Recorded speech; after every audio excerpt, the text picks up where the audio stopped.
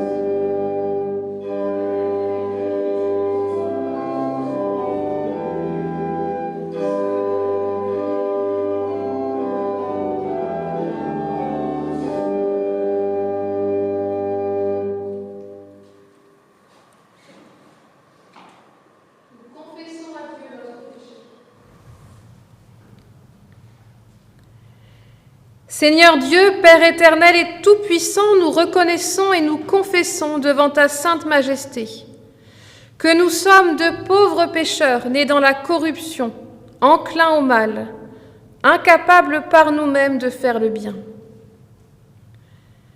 Notre Dieu, c'est ainsi que nos pères te priaient, et nous sommes moins sûrs de nos mots, moins certains de nos images. Nous désirons d'abord avouer nos incertitudes, nos doutes, nos impuissances. Nous connaissons la laideur et la violence de ce monde que nous faisons. Nous savons que c'est de notre faute par nos convictions chancelantes et nos engagements limités et calculés, que ton Église n'est pas telle que tu la veux. Nous savons que c'est de notre faute, par notre impuissance, par le cynisme des puissants qui nous gouvernent, si la torture accable ceux qui se dressent contre l'oppression, si le racisme n'est pas encore extirpé de nos villes, si des hommes et des femmes sont abandonnés à la rapacité de l'amour des richesses. Il n'y a pas d'heure où ton Fils ne soit à nouveau crucifié. Et nous confessons que cela émousse notre espérance. Pardonne nos découragements, nos lassitudes, nos engagements mal tenus. Pardonne aussi nos grands élans inutiles et toutes les paroles que nous prononçons sans les faire suivre d'actes concrets. Amen. Et nous chantons la seconde strophe du psaume 25.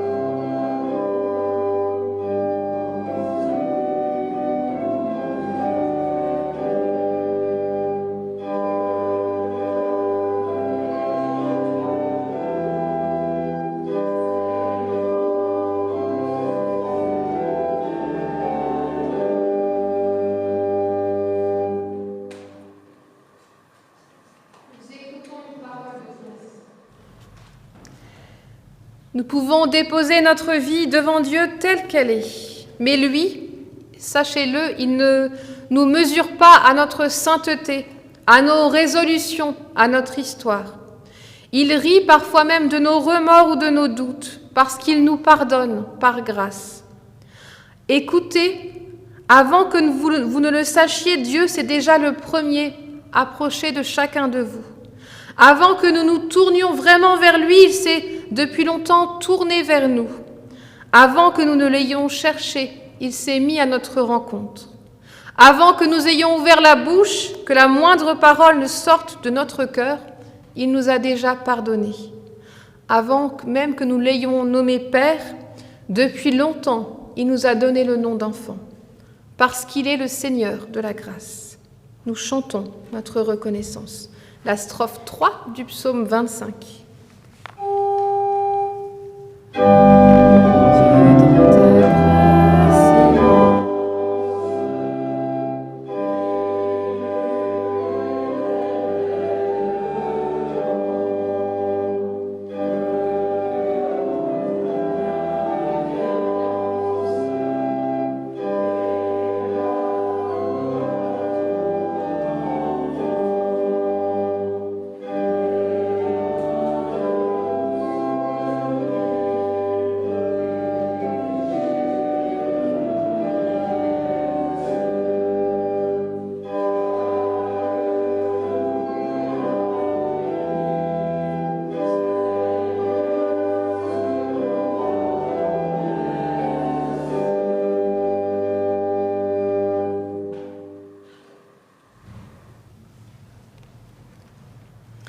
Nous prions avant d'ouvrir les Écritures pour qu'elles deviennent pour nous paroles de vie.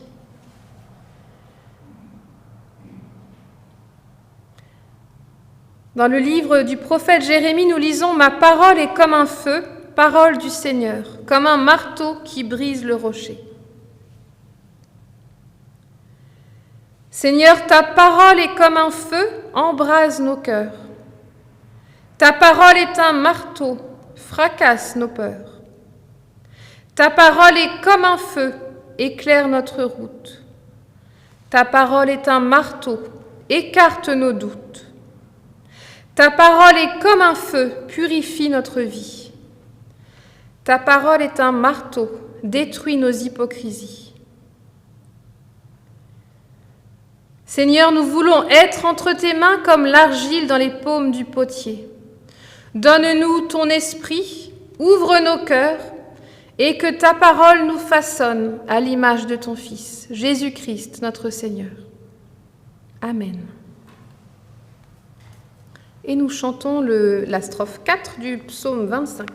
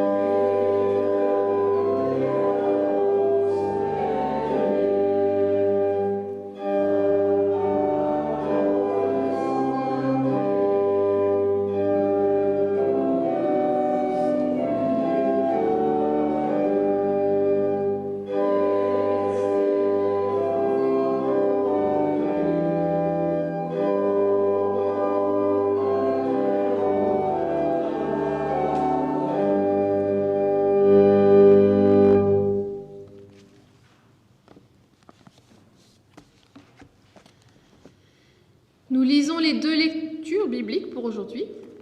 La première, c'est dans le livre du prophète Ésaïe au chapitre 43, les versets 1 à 7.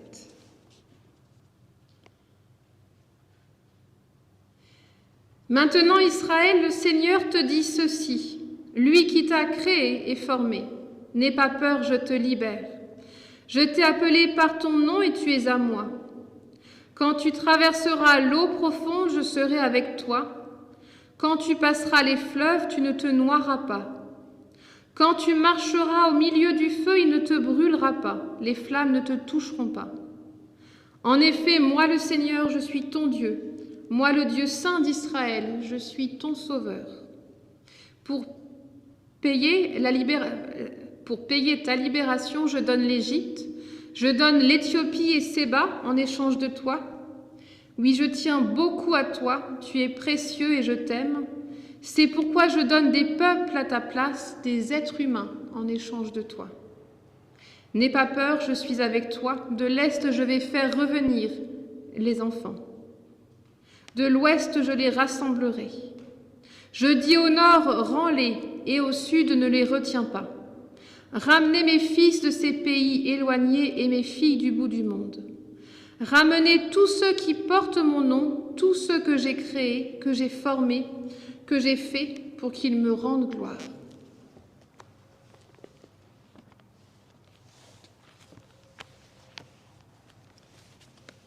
Et la seconde lecture est dans l'Épître aux Romains, au chapitre 6, les versets 3 à 8. Vous le savez bien, notre baptême, en nous unissant au Christ Jésus, nous a tous unis à sa mort. Donc par le baptême, nous avons été plongés avec lui dans la mort. Mais la puissance glorieuse du Père a réveillé le Christ de la mort pour que nous aussi, nous vivions d'une vie nouvelle. En effet, nous avons été totalement unis à lui au moment où nous sommes morts avec lui. De même, nous serons unis à lui en nous levant comme lui de la mort. Comprenons bien ceci. Ce que nous étions avant a été cloué sur la croix avec le Christ. Alors le péché qui fait partie de nous-mêmes est détruit et nous ne sommes plus esclaves du péché. Oui, celui qui est mort est libéré du péché. Mais si nous sommes morts avec le Christ, nous croyons que nous vivrons aussi avec lui.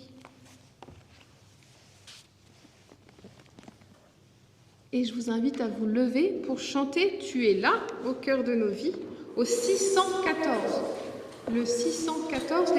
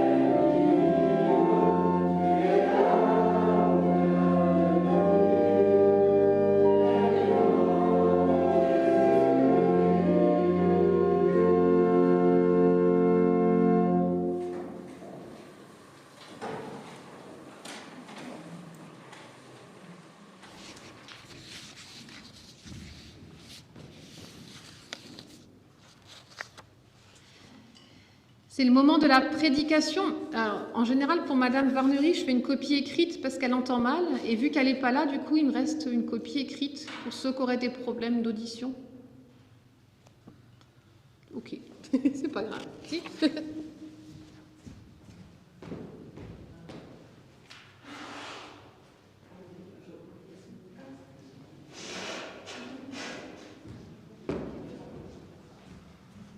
Voilà, maintenant le petit détail pratique est réglé. Alors, l'évangile pour aujourd'hui, on l'entend peut-être souvent, mais on le prend rarement pour prêcher. C'est dans l'évangile de Matthieu, au chapitre 28, les versets 16 à 20. Les 11 disciples partent pour la Galilée. Ils arrivent sur la montagne où Jésus leur a dit d'aller. En voyant Jésus, ils l'adorent, mais certains doutent. Jésus s'approche et leur dit « J'ai reçu tout pouvoir au ciel et sur la terre. Allez chez tous les peuples pour que les gens deviennent mes disciples. Baptisez-les au nom du Père, du Fils et du Saint-Esprit.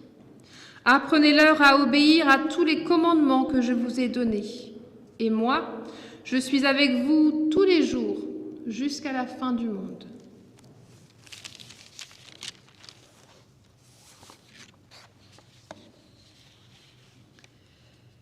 Ce qu'on appelle cette finale de l'évangile de Matthieu, elle pourrait être la base de l'évangélisation pour tous les temps, mais il faut bien avouer qu'on ne la lit pas tant que ça en Église. C'est la première fois que je la prêche depuis que je suis pasteur. Bon, ça ne fait pas 20 ans non plus, mais ça fait bien une bonne dizaine d'années, donc c'est quand même assez nouveau. La parole de Jésus est finalement assez simple dans ce qu'elle indique de faire. Aller vers les autres, en faire des amis de Jésus, les baptiser au nom du Dieu 3 fois 1 et enseigner les 2 commandements d'amour de Jésus. Alors pourquoi est-ce que nous avons du mal à mettre cette fin de l'évangile en pratique dans nos paroisses? Hier, on s'est retrouvés pour un bibliologue à Ilzac et nous évoquions la difficulté dans nos conseils presbytéraux de parler de spiritualité. Bien souvent, mais ça je vous l'ai déjà dit il y a un mois je crois ici, on se concentre sur l'argent, les travaux, le concret, avec toujours le risque que le matériel prenne le pas sur l'immatériel. Mais nos esprits ont besoin de concret pour avoir le sentiment d'être un peu utile. Et nous oublions alors la mission immatérielle de nos vies de chrétiens et d'église, partager notre foi. Et c'est étonnant, mais cette année, plusieurs fois on m'a demandé pourquoi nos églises sont si vides. C'est des gens qui viennent pas souvent qui me le demandent. Alors, je n'ai pas de certitude ou de réponse toute faite, mais je crois que nous avons besoin, comme les disciples, que Jésus susurre de nouveau à nos oreilles « Je suis le maître, bougez-vous et faites des disciples ». C'est en gros ce qu'il leur a dit, en résumé. Nos églises sont des institutions humaines, presque comme les autres. Elles ont affaire avec l'envie de modernité, pour certains, et le souhait de rester dans la tradition. Elles font avec des membres qui connaissent son fonctionnement depuis des générations, comme avec d'autres qui le découvrent en intégrant le conseil presbytéral. Et le souci, c'est que nous n'arrivons pas, comme dans beaucoup d'autres institutions, à faire fonctionner l'intelligence collective et non les enjeux de pouvoir. Et c'est peut-être pour ça que Jésus commence sa parole ainsi. « J'ai tout pouvoir sur la terre et dans les cieux, ou dans le ciel. » Jésus rappelle aux disciples que le pouvoir, et souvent l'argent par extension, n'est pas entre leurs mains. Le pouvoir est entre les mains de Dieu. Et le péché est bien souvent de croire que le pouvoir, il est en nous. Dans tous nos fonctionnements humains, nous avons tendance à prendre le pouvoir ou à le laisser aux autres. Et Jésus nous invite là à dépasser cette manière de comprendre les relations humaines en nous en remettant en premier lieu à lui. Et puis, si on regarde bien le texte, Jésus voulait répondre à ce groupe de disciples qui avaient déjà des doutes sur leur future mission sans lui. Jésus ne commence pas par les rassurer par sa parole finale, là où il dit « Je suis avec vous tous les jours jusqu'à la fin du monde », mais il commence par affirmer son pouvoir sur nos vies. Puis il les guide et il leur donne quand même une intention assez claire de leur projet, mais en même temps assez ouverte dans sa formulation pour leur laisser la liberté de la réaliser comme ils le souhaitent. Jésus guide fermement, sans instrumentaliser. Il laisse le champ des possibles à son groupe après son intervention. Et justement, Jésus donne ses conseils à un groupe d'hommes, d'hommes parce qu'il n'y avait pas trop le choix à l'époque, peut-être qu'il y aurait eu des femmes, j'espère, sinon, et non pas à une seule personne. Et voilà pourquoi moi je suis persuadée que le régime presbytéro-synodal, démocratique de nos églises, là où il y a les conseils presbytéraux, les conseils consistoriaux, le conseil synodal, enfin tout ça, est le plus conforme à la volonté de Jésus. Jésus ne laisse pas son pouvoir entre les mains du disciple Pierre, comme l'Église catholique insiste là-dessus avec la papauté. Jésus ne désigne pas le meilleur, le plus intelligent, il ne discerne pas l'un d'entre eux. Il s'adresse au groupe des disciples, quelle que soit leur prosternation, leur vénération pour certains ou leur doute pour les autres. Et Jésus les laisse œuvrer en équipe. Et ce choix d'un groupe de disciples pour propager sa parole nous montre aussi que ce n'est pas par nos seules forces individuelles que nous pouvons transmettre la foi et la parole de Dieu. C'est en équipe, en collectif que nous pouvons le faire. Mais je le sais, en tant que parents, en tant que grands-parents, nous pouvons nous demander, et je l'entends souvent en paroisse, pourquoi parfois nous avons échoué dans la transmission. Si déjà là, nous n'avons pas réussi dans nos familles à transmettre la foi à nos enfants et à nos petits-enfants, comment pourrions-nous le faire vers des personnes extérieures? Et ça vaut aussi pour les pasteurs et les enfants de pasteurs, hein. C'est rare que les enfants de pasteurs soient les plus assidus, hein, si ça peut vous rassurer. Et parce que je crois que c'est dans le cadre privé que c'est justement le plus difficile de partager sa foi. Parce que nous partageons une éducation avec nos enfants, des valeurs, et que partager la foi avec eux en fait un autre héritage qu'ils ont l'impression parfois de devoir endosser à contre-cœur. L'apôtre Paul, quand il parlait des couples entre chrétiens et non-croyants dans ses épîtres, il disait ceci en 1 Corinthiens 7, « Le mari non-croyant est proche de Dieu à cause de son union avec sa femme. » Il avait seulement le besoin d'être en union avec sa femme et par là, il était déjà proche de Dieu. La demande de Jésus n'est pas d'imposer la foi aux autres ou le baptême, mais de rencontrer les personnes, de leur parler de la grandeur de Dieu jusqu'à ce que leur cœur se décide à demander le baptême, ou pas. Jésus ne demande pas, on pourrait presque le croire, mais il ne demande pas forcément une obligation de résultat dans la transmission, mais de partager autour de nous que Jésus est vraiment celui qui a tout pouvoir dans nos vies.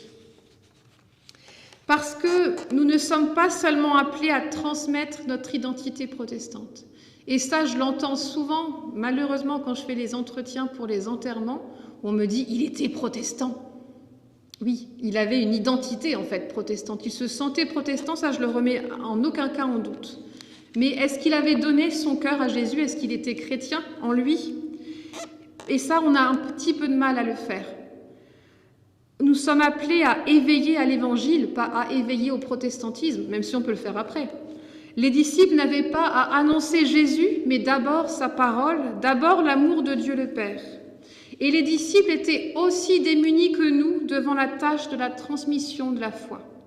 Ils ont suivi Jésus pendant 3 ans, ils ont vu ses miracles, ils ont été nourris à ses enseignements, ils ont entendu parler du royaume de Dieu, mais ils se trouvent dépourvus sans leur maître. Et Jésus leur donne ce premier enseignement: « Tout pouvoir m'a été donné au ciel et sur la terre. » Et c'est lourd de sens pour les disciples que nous sommes. Nous sommes appelés à remettre tous les aspects de notre vie entre les mains de Jésus. Personnel, professionnel, amical, sentimental, politique, économique. Enfin, vous faites toute la suite, quoi. Et ensuite, par ce verset, il nous dit « Tout est sous mon autorité ». Car tout doit être inspiré par ces 2 commandements d'amour. Tu aimeras le Seigneur de tout ton cœur, de tout ton être, de toute ta force, et tu aimeras ton prochain comme toi-même. C'est normalement là le sens, le pivot de notre existence. Alors partager sa foi avec un enfant ou un proche, ce n'est pas pour l'enfant seulement l'inscrire au cours de religion ou au Godly Play chez nous, prier avec lui, mais c'est placer toute son existence sous le regard de Dieu. C'est prendre des décisions pour ses enfants, d'abord guidés par ces 2 commandements de Jésus, et ensuite, bien sûr, par nos propres valeurs humaines ou notre bon sens. Et à l'heure de la loi sur le séparatisme en France, qui veut toujours plus confiner la foi dans la vie privée, nous sommes appelés par ces textes bibliques à laisser notre foi irriguer notre manière de concevoir l'existence, jusque dans les moindres détails du quotidien. Et Jésus nous indique que cela passe par le baptême et la mémoire de ces enseignements. Le baptême n'est pas pour autant un rite magique, ce n'est pas parce que nous sommes baptisés que nous sommes chrétiens. Nous sommes chrétiens quand nous avons décidé de suivre Jésus au quotidien. Parfois, c'est le jour de notre baptême. Et parfois, c'est bien plus tard quand Dieu le décide et que nous sommes prêts. Et revenir aux enseignements de la Bible, ce n'est pas réservé à une élite, à des théologiens. Il y a les psaumes dans la Bible pour nous aider à prier. Il y a l'histoire du peuple hébreu dans le Premier Testament qui se met à suivre la voie de ce Dieu si particulier. Il y a les évangiles qui nous racontent en parabole la proximité de Dieu avec ce berger à la recherche de sa brebis, ce père qui accueille son fils disparu. Ce sont des histoires de réconciliation, d'acceptation de l'autre, quel qu'il soit. Et puis dans les épîtres, l'apôtre Paul nous raconte le début de la vie en communauté chrétienne et tout ce que le message de Jésus signifie pour ceux qui souhaitent en vivre. La Bible, elle se partage en famille, elle se raconte au détour d'une conversation pour illustrer un propos. Elle est appelée à devenir familière, incontournable pour expliquer le sens de la vie et ce qui sous-tend nos valeurs. Et il y a un préjugé assez courant sur les chrétiens qui insistent sur leur naïveté à croire ces folies inscrites dans la Bible, la résurrection ou les miracles par exemple. Pourtant, à bien y regarder, être chrétien, c'est se remettre entre les mains de Dieu et de personne d'autre, ni d'une idéologie, ni du paganisme, ni d'une spiritualité nouvelle, ni de l'horoscope, par exemple, ni d'un courant psychanalytique. Suivre la parole de Dieu, ce n'est pas seulement suivre une liste de commandements, c'est ouvrir un livre, la Bible, qui ne cesse par ses histoires mythologiques, par ses paraboles, de nous inviter à discerner la vérité contenue dans ces paroles pour nous aujourd'hui. La Bible nous demande sans cesse d'interpréter. La Bible exerce notre esprit critique à chaque lecture, mais aussi notre lâcher-prise pour que le Saint-Esprit nous éclaire dans cette lecture. Pour rappel, parce qu'ils croyaient en l'autorité unique du Christ, les premiers chrétiens ont refusé d'adorer César. Parce que Luther croyait en l'autorité unique du Christ, il a refusé de soumettre sa conscience aux ordres du pape. Être chrétien, c'est refuser toute soumission autre qui n'est pas celle de Jésus-Christ. Et sa soumission, elle veut simplement ouvrir nos vies à l'amour de Dieu. Sa soumission, c'est justement pas un enfermement, comme d'autres soumissions religieuses, mais un élargissement. Et puis enfin, je voudrais juste qu'on s'arrête sur ce beau dernier verset qui sonne comme une certitude pour le coup. « Je suis avec vous tous les jours jusqu'à la fin du monde. » Dieu est un Dieu avec. Il l'a promis aux patriarches depuis Abraham. Il a tenu sa promesse envers le peuple hébreu malgré les exils. Dieu a accompagné son peuple. Il l'a fait sortir du pays d'Égypte, du pays de servitude pour l'emmener en terre promise. En hébreu, le mot « avec », c'est un petit mot de 2 lettres. Et la première, elle ressemble à un « Y ». C'est comme un dessin d'ouverture qui symbolise les carrefours de la vie, le temps des choix, où il est important d'être enraciné en Dieu pour pouvoir aller de l'avant. Ce Y nous rappelle aussi l'arbre de la création. Et cet arbre de la création nous rappelle aussi la demande de Dieu envers Ève et Adam. Il fallait cultiver et garder le jardin. Et puis la deuxième lettre du mot « avec » en hébreu, c'est comme un triangle, une tente. Dieu campe parmi nous. Son habitation parmi les humains est mobile, intime, fragile. Ainsi en témoignent ces paroles de Jésus dans l'évangile de Jean. « Le moment vient et il est déjà là où vous serez tous dispersés. Chacun retournera chez soi et vous me laisserez seul. Mais non, je ne suis pas vraiment seul car le Père est avec moi. Je vous ai dit tout cela pour que vous ayez la paix en restant unis à moi. Vous aurez à souffrir dans le monde, mais courage, j'ai vaincu le monde. » Dieu campe dans nos vies pour nous accompagner à chaque étape, dans notre maison et dans notre foi d'enfant, dans la maison familiale, dans notre vie professionnelle, mais aussi parfois à l'hôpital et jusqu'au cimetière. Jésus, dans ce verset de l'évangile de Jean, évoque le moment où les siens seront dispersés. Il y a des temps de rassemblement comme ce matin et d'autres où dès cet après-midi nous serons chacun de notre côté. Mais Dieu nous le promet, il restera avec chacun d'entre nous. Car nous pouvons dire avec l'apôtre Paul, « J'ai la certitude que rien ne pourra nous séparer de son amour, ni la mort, ni la vie, ni les anges, ni d'autres autorités ou puissances célestes, ni le présent, ni l'avenir, ni les forces d'en haut, ni celles d'en bas, ni aucune autre chose créée. Rien ne pourra jamais nous séparer de l'amour que Dieu nous a manifesté en Jésus-Christ, notre Seigneur. » Dieu est avec nous au-delà de nos obstacles et des limites. Il nous donne sans cesse. Dieu campe près de chacun de nous, dans la tristesse comme dans la joie. Dieu se met à la disposition de chacun de nous, mais jamais il ne le fait à notre place. Dieu est avec, comme cette première lettre, ce Y, qui nous invite à tendre les bras vers lui et vers les autres. Et Dieu est aussi avec nous, comme cette deuxième lettre qui nous invite, dans l'intimité de sa présence, à lui dévoiler nos fragilités, nos besoins et à recevoir sa tendresse. Et cette deuxième lettre, ce campement de Dieu dans nos vies, veut nous faire accepter que Dieu nous porte, nous nourrisse, nous vienne en aide et qu'il nous appelle à la vie. Alors, on est invité chacun à se poser la question ce matin. Est-ce qu'on a accepté pleinement Jésus comme ayant tout pouvoir sur notre vie? Et je crois que ce sera régulièrement une question à se reposer. Ou est-ce qu'on est encore dans le doute comme certains disciples? C'est à chacun de répondre à cette question dans le secret de son cœur. Amen.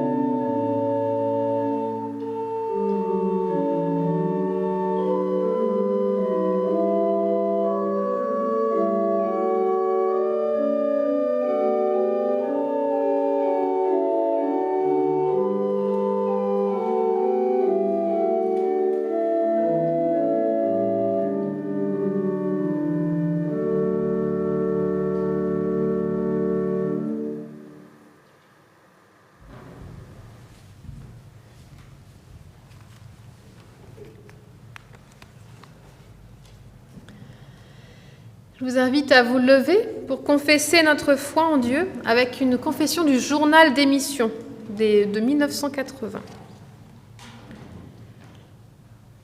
Dieu ne cesse d'envoyer des hommes et des femmes. À l'homme, à la femme, il confie la terre afin qu'il la domine, la cultive et la garde.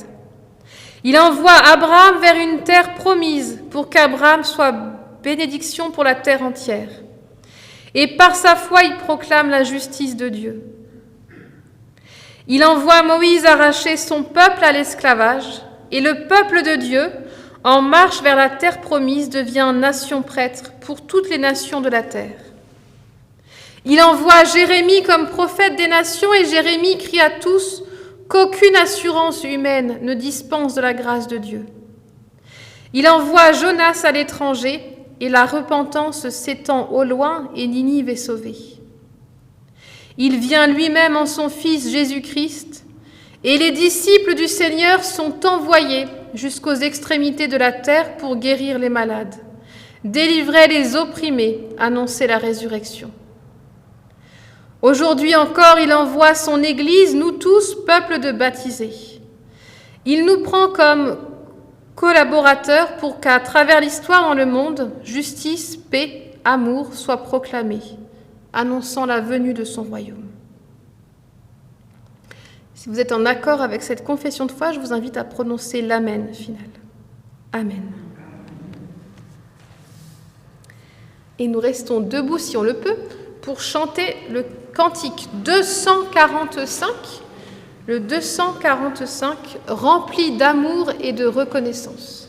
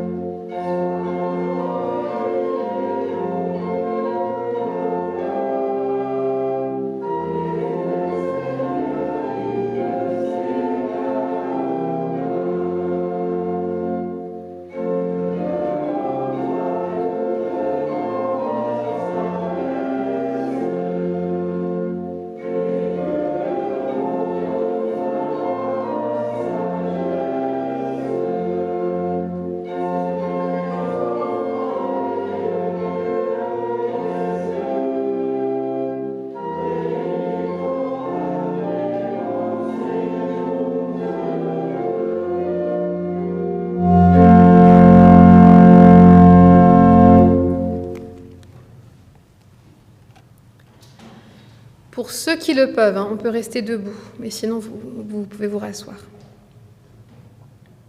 Nous prions les uns pour les autres. Seigneur, nous te louons et nous te bénissons. Dans le baptême de Jésus, tu as fait connaître aux disciples la gloire de ton Fils bien-aimé. Dans son baptême, il s'est rendu solidaire des pécheurs, lui qui est sans péché, pour que nous puissions croire en lui.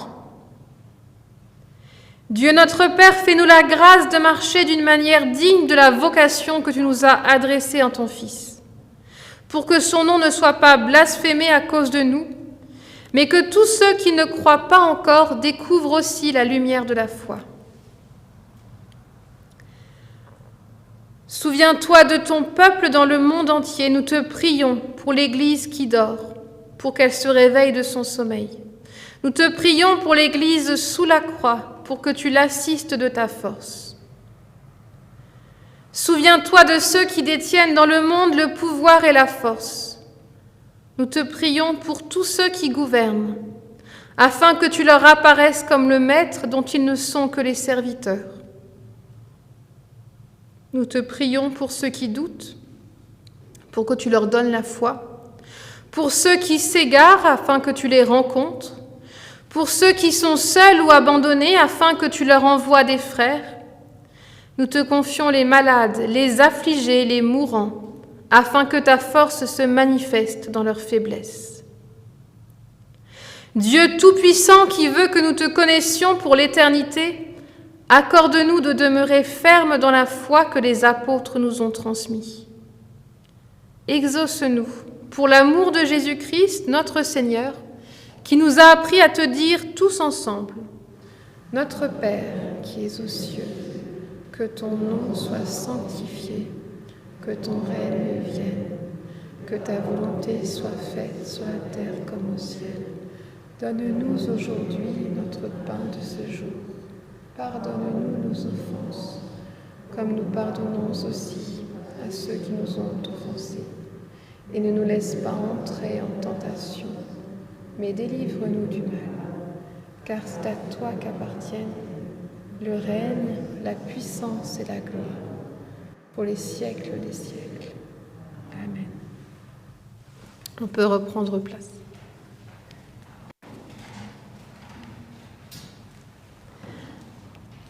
Alors, juste une première annonce.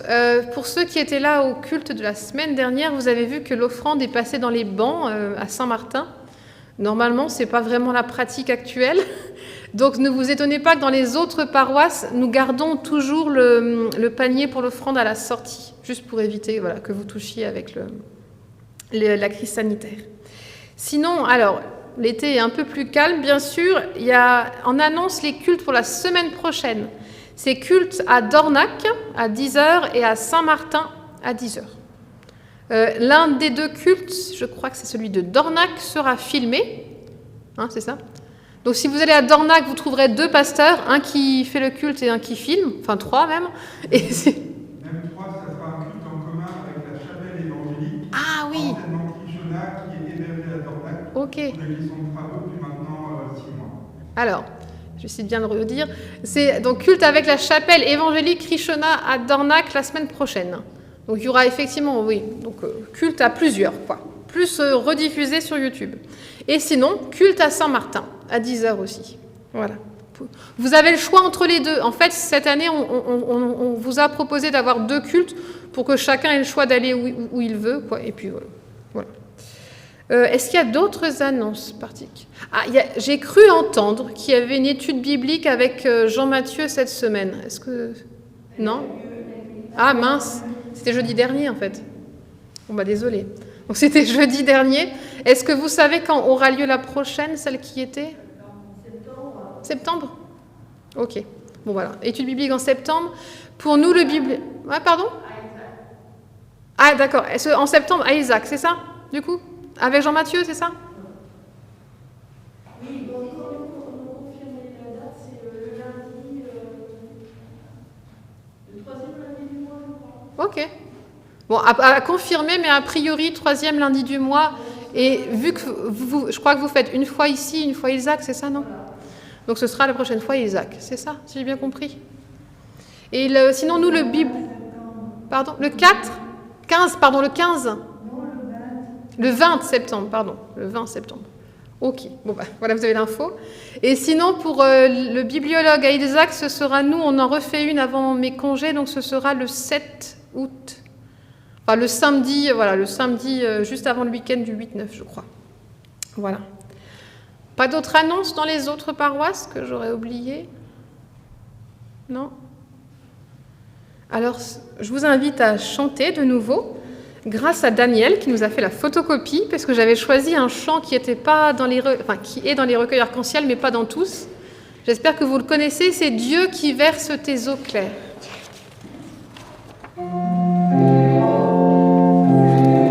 La feuille. Ah, attendez, Daniel, il y a un petit souci de feuille. 570. On va juste attendre avec tout le monde.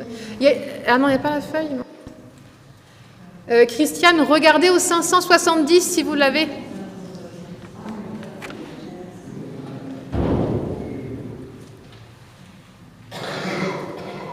En fait, certains ont peut-être la version nouvelle dans les cantiques, c'est ça ? Ah bah voilà, c'est ça. Ok, dans les cantiques du coup. Je crois que c'est bon.